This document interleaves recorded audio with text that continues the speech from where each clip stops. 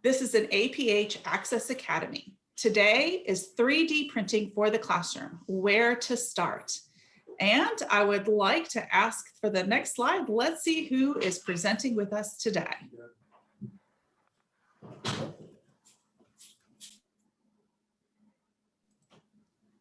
Welcome, Colin and Melanie. Hello, everybody. Thank you for joining us. My name is Colin Montoya. I'm the inventory manager at the Foundation for Blind Children, also known as the Arizona Instructional Resource Center. I am the person who sends out all of the APH materials to all of the students throughout Arizona.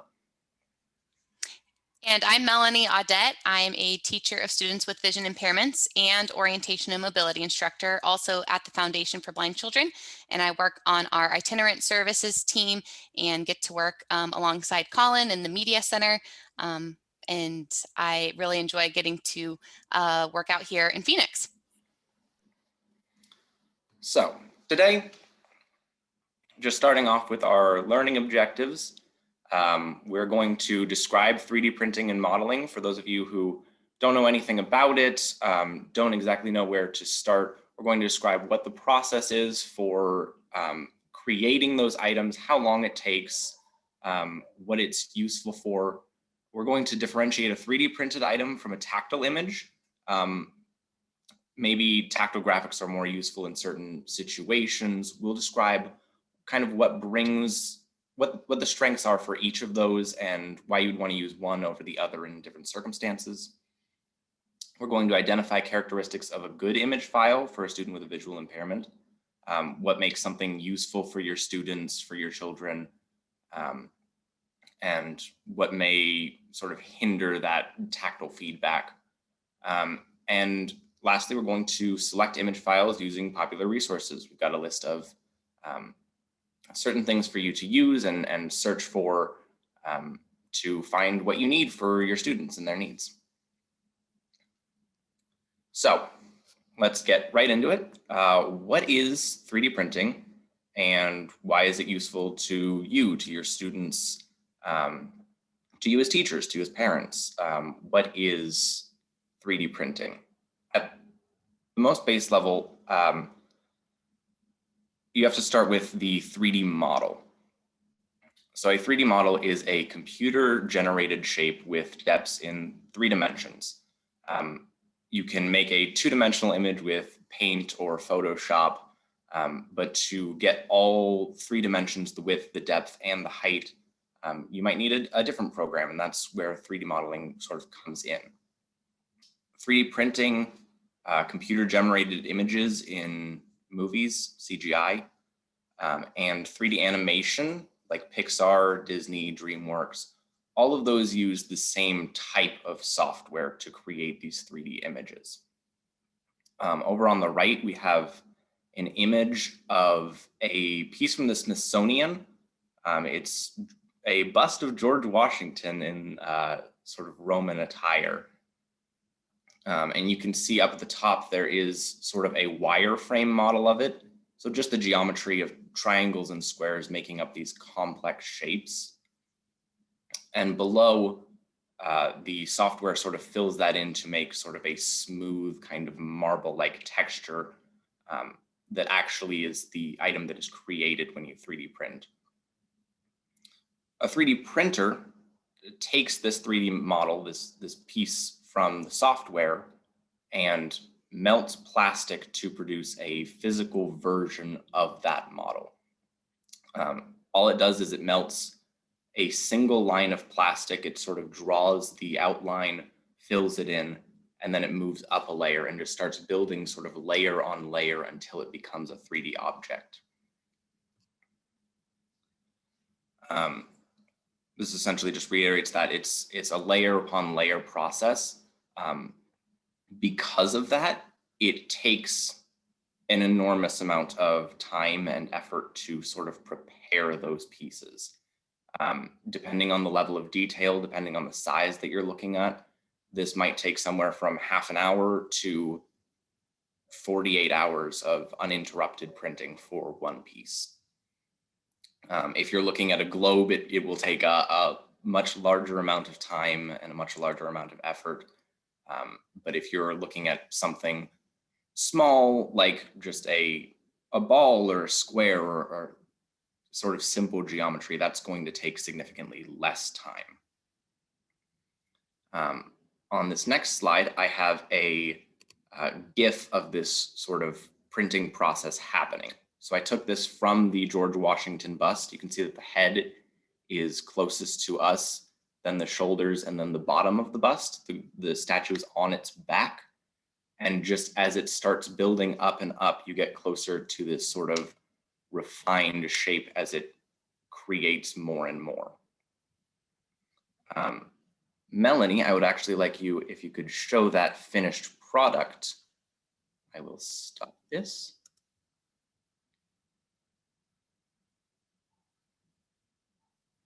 So this is the finished bust of that George Washington. You can see that it's in its full sort of three-dimensional shape, printed in this red plastic. All in all, this took about 3 to 4 hours, and we are using it for a tactile museum, just to sort of recreate this piece and give that sort of cultural context that the Smithsonian allows us to. Are there any questions on just the basic, what is 3D printing, anything like that? I'll give a moment to see if any questions come in the chat. Another good description is this is about palm size. You could fit it in the palm of your hand.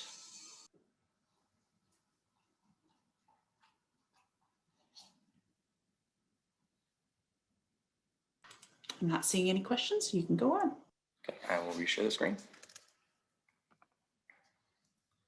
All right. So, why are 3D printed tools useful? This is where we're going to get into a lot of the discussion about what is best for your student, what makes something useful in the classroom or for one student in a specific situation. And either of those are absolutely fine. It's going to be about what meets your students' needs and what is the most useful thing for them. The main aspect here is that there are different pieces that each student might benefit from, and that's not going to undermine any other specific student or their kind of needs. So one of the key reasons that a student might benefit from a 3D printed object, as opposed to a tactile graphic, is that it might just be more useful for that specific student to benefit from a manipulative.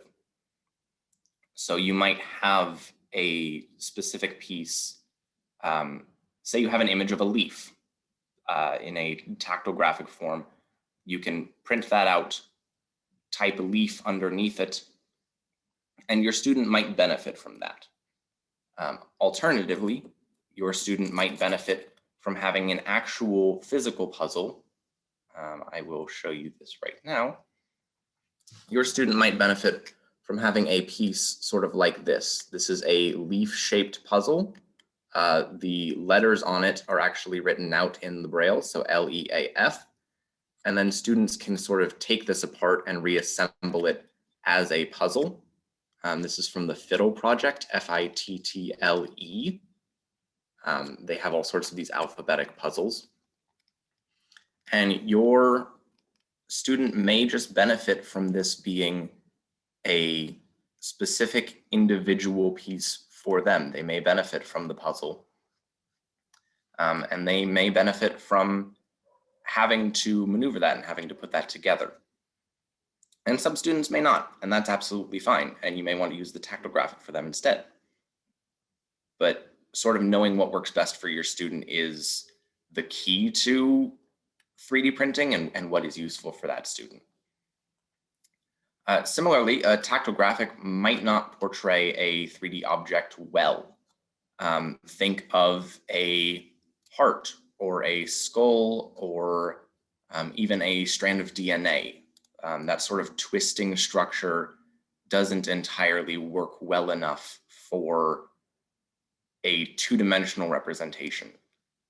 If you have a chemistry student in high school, you may find that having the molecules in sort of their shape, how do you describe what's polar versus non-polar? How do you describe the shapes of each specific molecule in a two-dimensional shape?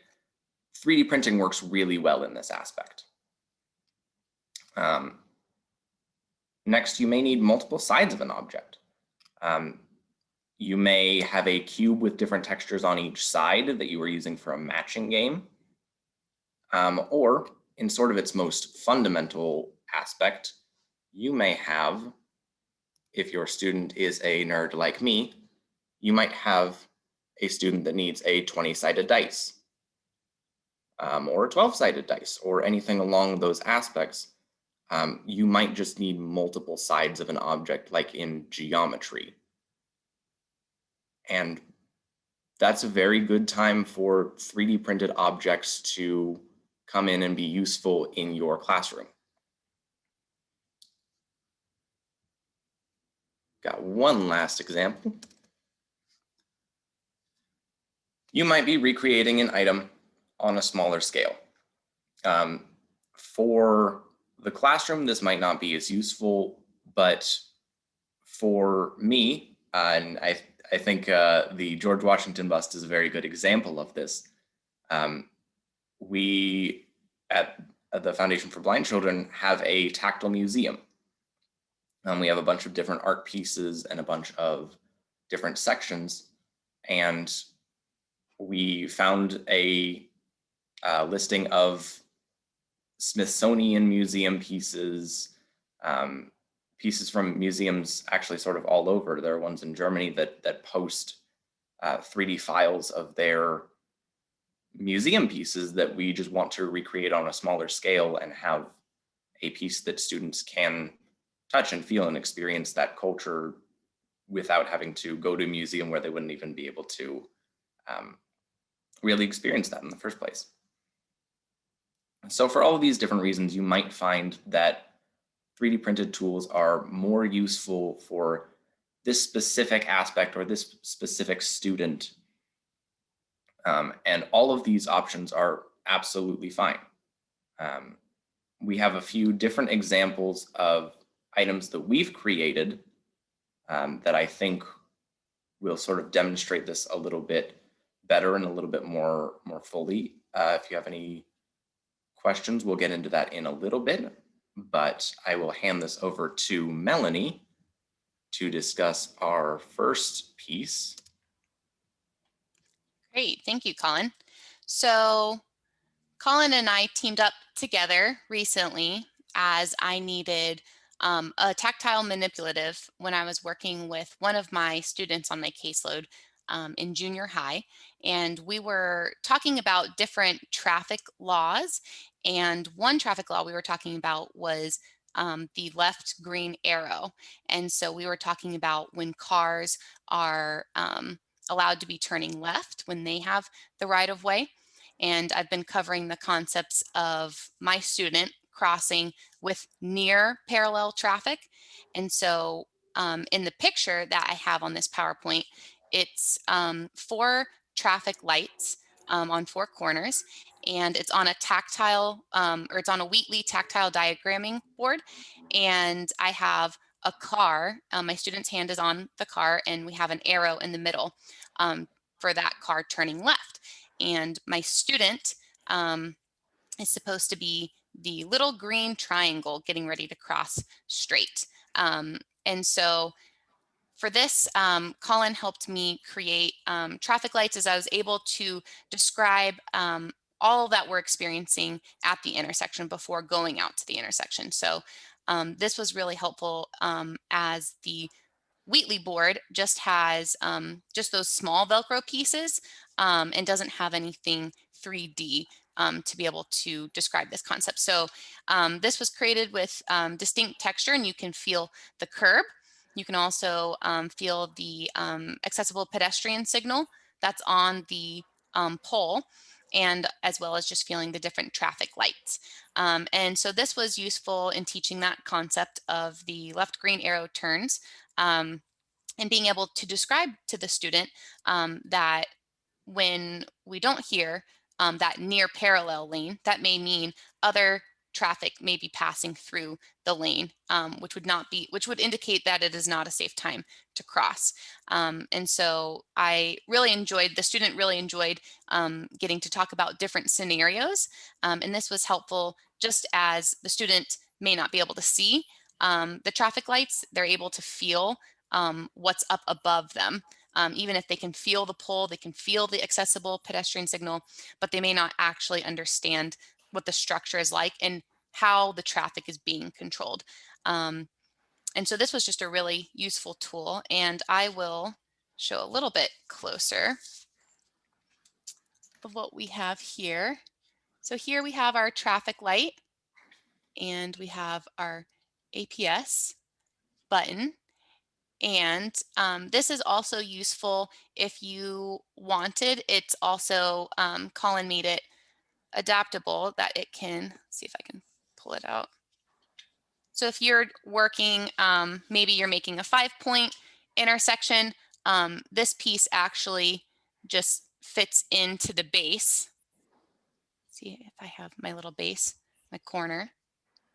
And so this can be useful if you just wanted to put this into something else, like you wanted to put it into a small piece of cardboard, or you were trying to manipulate and adapt the lesson differently.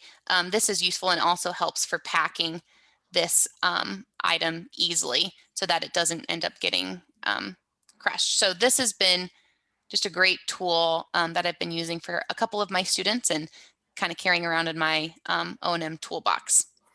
I'll go back to the PowerPoint.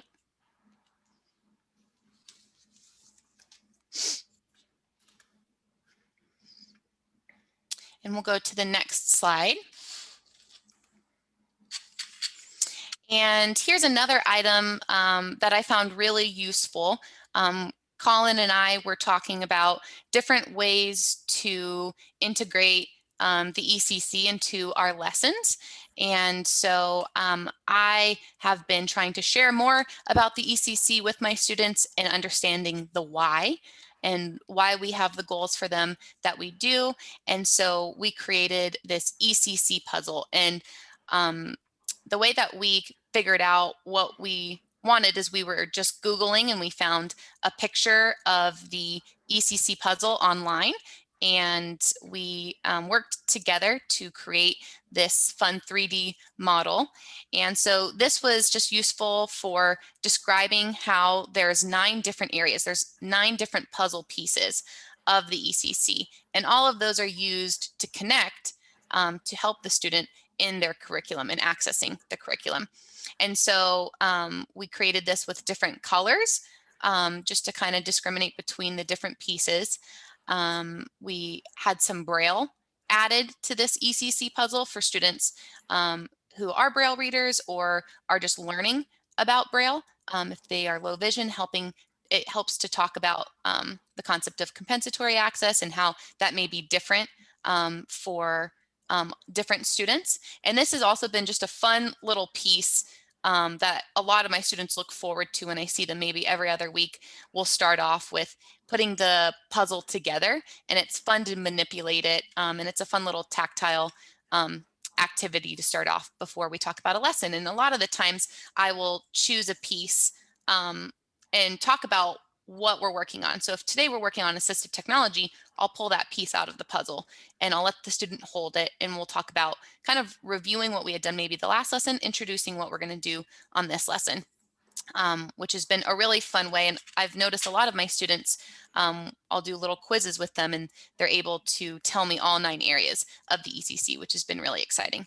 And I'll show you another example of the ECC puzzle. So the one you see on the PowerPoint is more of a sphere puzzle where it has the general curriculum is as a cylinder in the middle, and then the 9 areas of the ECC are puzzle pieces kind of wrapped around that all come in together as a ball. Initially, we had created, I'm going to share with you initially we had created what we found on the internet, which was just a graphic of a puzzle piece of the ECC. So in the middle, we have just core academics, and then all around we have the different areas of the ECC. And so this piece doesn't have any Braille on it, but it does have some of the colors that we had available for 3D printing.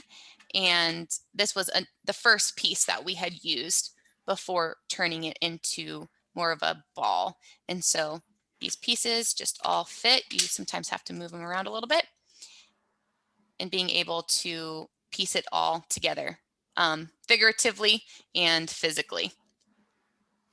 And we can go back to our PowerPoint. Great. Go ahead, Colin. So obviously, if we are talking about things that are useful for us to create and what is useful for our students, there's obviously the other side of items that aren't necessarily useful or things that you wouldn't want to 3D print.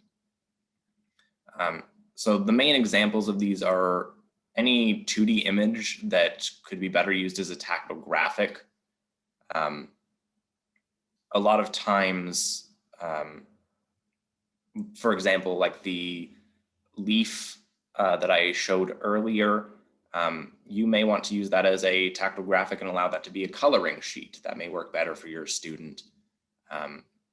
You may have a logo or something that you want to specifically show up in a tactile format.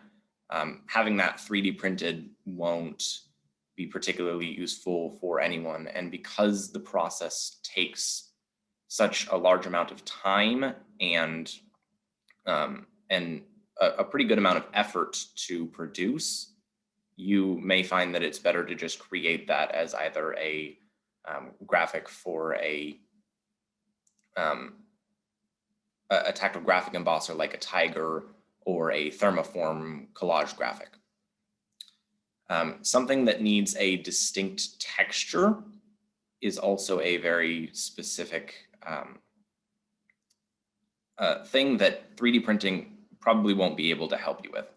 All of the printed items are plastic, and more specifically, they are the same type of plastic. Melanie, if you can grab the question mark. I had the ability to produce a tactile, if you've used the stacks before, the standard tactile augmentative communication system. Yeah, we produced a similar item to that for students that had a little bit of sensory difficulties. They didn't want to access new textures. So we produced these with a few bumps on them. And we produced 12 other symbols that sort of corresponded to that with the same texture. But one of the reasons that stacks is so useful is that because it has those separate textures, students are more easily able to associate those. And you may want to use that for your students instead of something like this. I will go back to the PowerPoint. Anything that's an abstract, sort of intangible concept, rainbows, clouds, different concepts like that where their shape is not entirely easy to grasp, or their texture may be a little bit too intangible. 3D printing that and defining that is often a very good way to kind of box yourself into a corner. You'll find that your students specifically kind of over specify what the shape of a certain item is, or what this concept kind of is. And that can make it a little bit more difficult for you as teaching these concepts and those kind of things. And lastly, and probably the most important point here, is that you wouldn't want to 3D print something that is made easier or cheaper elsewhere. I've been asked for a few separate things. We kind of ran a survey within our organization of what is the easiest thing to help you in the classroom. What would be the most useful for you to have a 3D model of? And a lot of them that we got were animals, horses, ducks, just these kind of general animal shapes. Because it is such a long process to print out each shape, and because there's a chance of error, getting these items for maybe $1.50 at a hobby shop might be a little bit easier for you. Go to Michael's, pull something off of Amazon. That's going to be easier and faster for you than 3D printing. You get a lot of things about geometry, a ball, a cube, and that's sort of the same issue. Similarly, this is a mistake that I actually made, and I feel no problem owning up to that. I made a DNA strand. This was an item off of Thingiverse, which is one of the resources that we'll be sort of showing you. And I wanted to make that accessible to one of our students. So what I did, we will pull that up with Melanie. We created this 3D printed DNA strand. We took some Feel and Peel carousel of texture sheets. We glued them to the side to show them what kind of bonds bond with the others, and to show that sort of helix shape. And immediately after doing this, I found out about the DNA twist item from APH, which is exactly this, but larger. It uncoils, and it shows the exact same thing with the bonds. If you can get it from APH, if you can get it from Amazon, it's going to be significantly easier to do that than to 3D print it. We'll go back to the PowerPoint. And so those are the main concepts for deciding between which items are more useful for you and which items are not going to be the best for you, or might be a little bit harder to 3D print than to just get. Are there any questions or anything that we can discuss? I know I've seen the chat going off just a little bit. There's a few. Let's see what we can get to. So are there options for adjusting the size of the end object, such as your bust was? Yes. So fundamentally, the size is already in one of the properties of the object when you download the file, but every printer has the option to scale that. So what is most useful for you or what fits on your printer is entirely up to you to choose what size you're making that object. Can you print one object in different colors? For example, if you made a cell and had it come apart.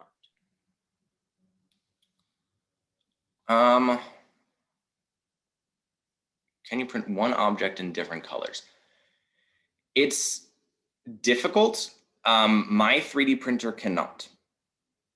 There are certain 3D printers that have that capability, but it is usually easier to paint an item that has already been created than it is to change the printing color of it. And that answered, can you paint them real life colors? You can. The dice that I showed earlier, I made as a high contrast item. It was printed in pure yellow plastic, and then essentially stamped onto a pool of just black paint to give that sort of black high contrast definition for the border and the rail.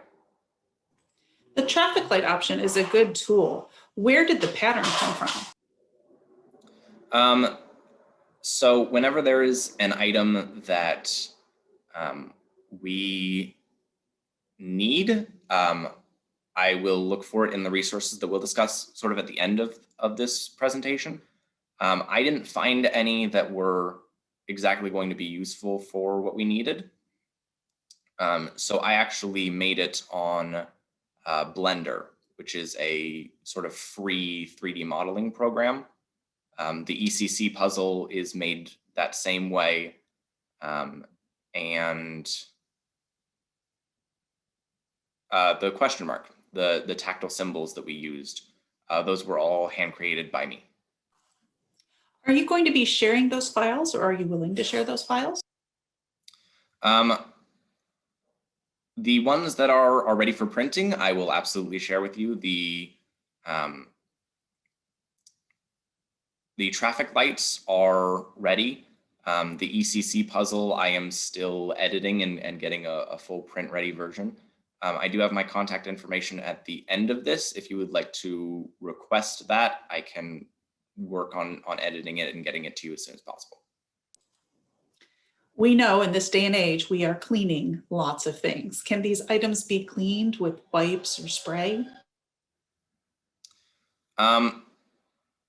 Yes. So the plastic it is the same as any other plastic. You won't have any issue with that unless you are like holding it up to a glue gun or anything that's going to up the temperature. But it will clean the same as any other object. Okay, I'm going to let you go on because I think you're going to get to some of these other questions. Okay. So this is one of the more important points, and I've made it sort of a few times so far. You might find that your student needs a tool. Whatever the tool is doesn't entirely matter. Your one student needs this specific item, none of your other students do. It may be a one-use item. Maybe you only need to talk about the traffic lights for a week. 3D printing should be for these instances. It should be for uncommon or specific needs. APH does a very, very good job of mass producing items that many students need. The DNA twist is a great example. The stacks are a great example. These different items that can be used by a lot of students, APH excels at that. If you have something that one student needs, use that for 3D printing. I have an example here on the right. This is a Braille writer finger guide from the Texas School for the Blind and Visually Impaired. They produced this file, and it is essentially just a single piece of plastic with dividers, thin plastic dividers between each key on a Perkins Braille writer. And that just keeps students who maybe don't have the strength to press down all keys, or maybe are just switching which finger presses each key. It just gives them a good place to put their fingers and makes it a little harder for them to cross over. We had a request for this at my organization. They only needed one. They only needed it for one student. That is what this is for. Feel free to request those kinds of things when you are 3D printing. So as we're coming into sort of the end of this, we're going to discuss how to get your items, finding those files, and where you might go to make those things if you don't have a 3D printer already or don't know anyone who does. So the most common 3D printing resources, the top of your list is always going to be Thingiverse. It is probably the oldest and largest repository of 3D models. I believe this PowerPoint is in the handout section of this, so you can access these links if you need to at the end of this webinar. So Thingiverse is always going to be the main source. Imagine is a close second. It's another sort of general repository of these different 3D models. They just have a main search bar that's generally useful. If you're looking for specific things for specific classes, you might have a little bit more trouble finding them. But these are great resources. The Braille Writer Finger Guide is hosted on Umagine. So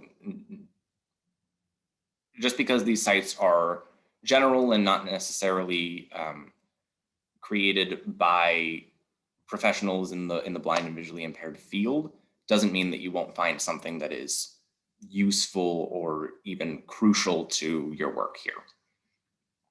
If you need more specific items, the Sketchfab Creative Commons, this is where they host a lot of the museum pieces that I was talking about.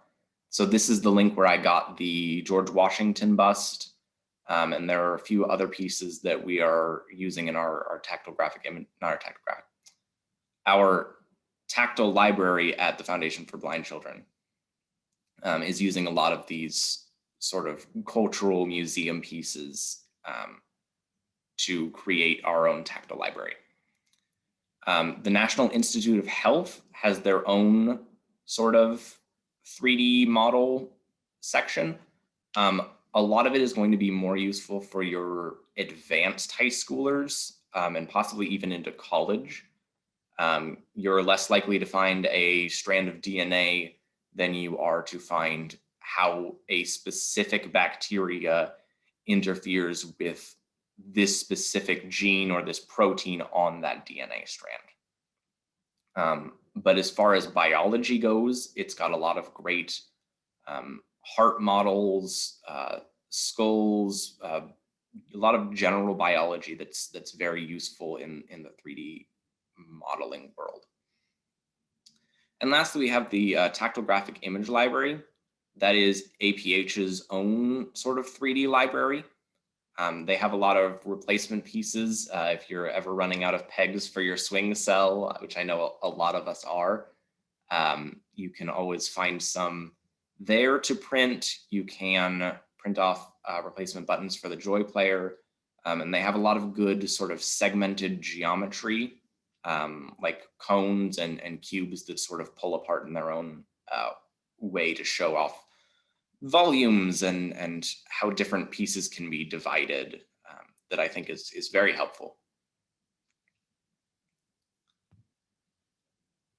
But let's say now you've got your piece. You've looked through some of these repositories, you've seen a few different things, and you have an item that you want to print.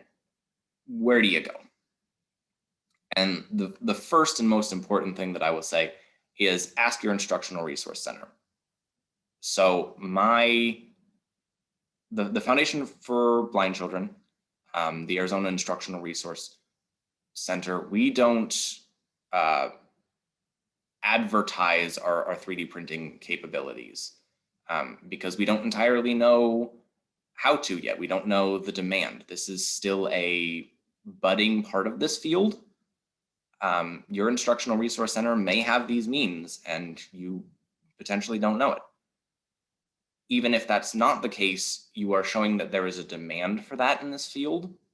And especially with all of the specialized tools that we need, I think that making that demand known is important and allows us to sort of get this progress in the field. So just ask. There's no issue with that. If they have the means to help you, they will. If they don't, you can always check out your public library. A lot of them have invested in 3D printing technology in the past couple of years. Many of them allow you to do it for free. The Glendale Public Library here in Arizona allows free 3D printing. And I'm sure there are quite a few different states that will allow that sort of process regardless of cost or anything like that. Different universities have 3D printing. A lot of times that's for students, but you may be able to discuss with the text sort of what you need, what you're looking for, and they may be able to make an exception. They may be able to cover that cost. There might be a cost associated, but that's going to depend upon the university. High school engineering labs, if you are close with your high school teachers, or if you are specifically part of a district, you might be able to have them print off an item if they have a 3D printing lab. You might even be able to conscript them to sort of design an item that you need. But that's all going to come down to which school is most useful, but they are certainly developing this technology and developing the printing and the designing aspect of this. And I think it's great if we could be able to tap into that. Lastly, you have a 3D printing service. I can't recommend any one over the other because I do my own printing, but different services do print off items if you send them the files and we'll ship it to you. This always comes with a cost. It is a business, but as a last resource, they are quick, they are reliable, and they may be useful for you as a whole.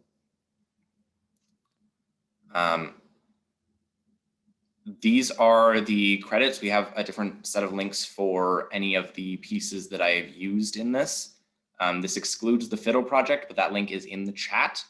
The Dots RPG project is for the polyhedral dice. The DNA helix I got from Thingiverse. The Braille Writer Finger Guide was from Umagine from Jim Allen, the Texas School for the Blind and Visually Impaired. And the George Washington bust came from the Smithsonian Institute on that Creative Commons website. Here is my contact information.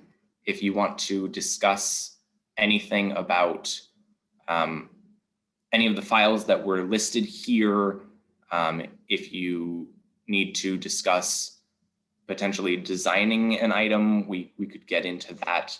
And if you have any questions about the webinar as a whole, feel free to contact me. And just as a last final thing, do we have any last questions? I see the chat still kind of going away. I'm more than happy to answer anything. It is. Is the material durable, long lasting? Oh yeah. So there are two different kinds of plastic. The one that we use is PLA. I do not remember what it stands for, but it is a hard plastic. Most 3D printed items use a hard plastic, and that is a very durable kind of object. I've dropped these how many times I cannot count. The dice are actually meant to be dropped, so they stand up well to sort of the durability aspect. Yeah, they last fairly long as they're not exposed to any sort of high heats or anything like that. I have not had an item break as of yet. What specific brand of 3D printer are you using? Is there any that you would recommend? I am using a FlashForge Finder, which is sort of on the low end of cost. I don't have any that I would specifically recommend because I have only used the one, but that is all I can particularly say about that one. How did you make sure that the Braille was the correct size? I'm assuming that this is for the ECC puzzle. For the one that I have, it is a little bit large, but the modeling process does give you the sizes and dimensions of the items that you create in millimeters. So as I am editing and improving this model, I've actually been able to check the millimeter size of the dots as they have been created so that they match the Braille standards. Can you spell the name of that printer? What was that? Can you spell the name of the printer? We're not quite sure what that name was for the printer. Oh, FlashForge, FlashForge, Finder, Finder. Thanks. is the one that I'm using. Have you had any students with vision loss creating their own 3D images? Have you found an accessible design or slicing program for them? I have not. So I have been the only person that has been 3D printing in my organization. I don't, by and large, work with students in the classroom. I have not found a 3D modeling or anything like that that has been particularly accessible. Hopefully we can sort of fix that in the future, but I haven't found that yet. We've had lots of people who have also provided information about the different plastics, durability, as well as safety. The one you mentioned, PLA, was identified as the most standard and safe for students if they were putting it in their mouth, as opposed to ABS, which was considered toxic. So I just wanted to make sure that that was shared verbally for those that might be listening on the phone. What refinement are you doing on the ECC puzzle that you're doing? So the actual edits that I am doing to it, I am adding, this is going to be hard to describe. The outside pieces that peel off, I am adding tactile ridges to, so that students have the ability to grasp that and pull it off. That's been a little bit difficult in the past with it being a perfect sphere. It's hard to grab onto the individual pieces. I have reduced the size of it overall. And I have made it so that you can put the puzzles in either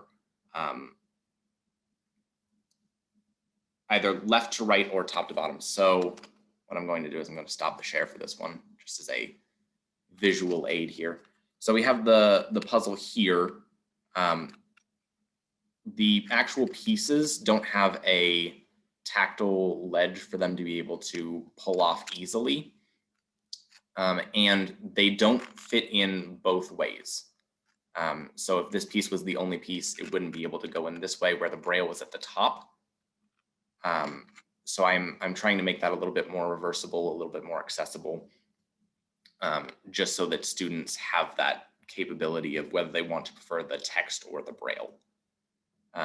But by and large, this has reduced to about half the size. So it is only about this big now that it is edited. But I am making sure that it still holds up in terms of durability at that size. So where do you get this plastic material and how expensive is it? So we order it from Amazon. There are a few different places that you can buy it. I think Best Buy and like Fry's Electronics tend to sell 3D filament is the term. Usually it comes in a very large roll. It is about $20 to $25, depending on the color. But that usually creates a rather significant amount of material. So I could make, if we're looking at something like the leaf puzzle here, I would probably be able to make about 20 to 30 of these off of a roll. So that brings up a good point. You can make 20 or 30, but how long would the print of one take? The print of each piece, again, it's always going to depend on the amount of detail in it and the size of the object. If we're talking about that leaf, it's probably going to take about an hour and a half for the whole piece. Is there a specific file type people should be looking for if they're looking for a 3D image to print? Yes, so there are a few different items that you'll find 3D printed, that you'll find the 3D models in. The most common and the most standard is a .stl. That will be your sort of go-to. There are sort of .objs, .objects that can be used, but that depends on the printer. STL is the most common and the most useful. Have you experimented or explored the use of a resin printer? I have not, and that's a very good point. There are a lot of different 3D printers that can be used. I've seen there are printers that can use, they're quite large and can use concrete to create buildings. There are resin printers. There are ceramic printers. I have only used plastic. I've only used a PLA printer, but I know that these items exist, and hopefully there are different uses for them, but I have only experimented with the plastic.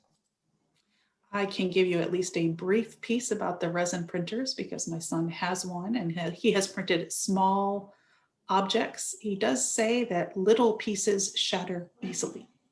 So its durability doesn't sound quite as strong as the 3D printing you are doing.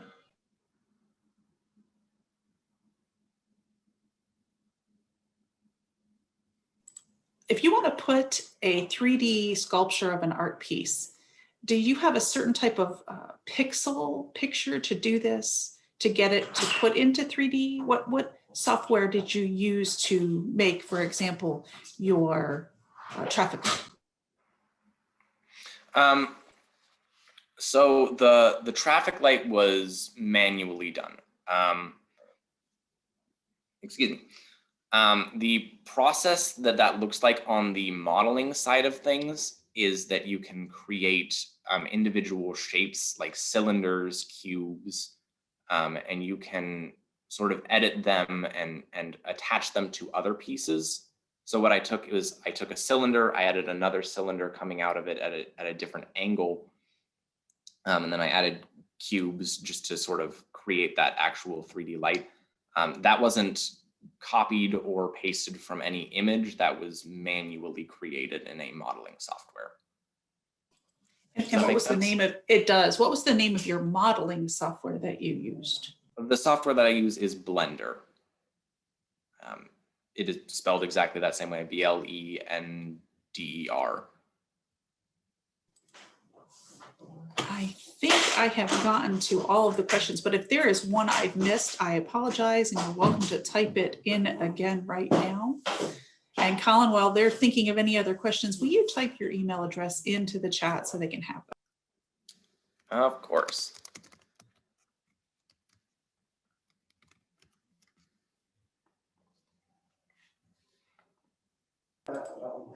So can you glue those pieces together if they're created separately, such as the lamppost, if you wanted it to stay, that light post? Yes.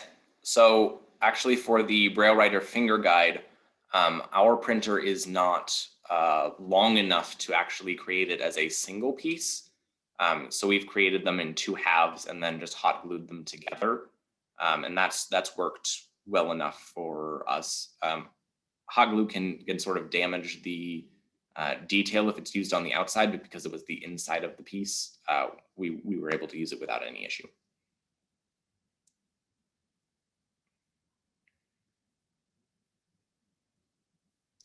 Well, Colin, I would definitely like to say thank you. One of the things that I want to let our audience know and appreciate is you are one of our 2020 APH scholars. And if this is part of the process of you being an APH scholar is sharing that knowledge with us. So I want to say thank you so much to you. And Melanie, thank you for joining in.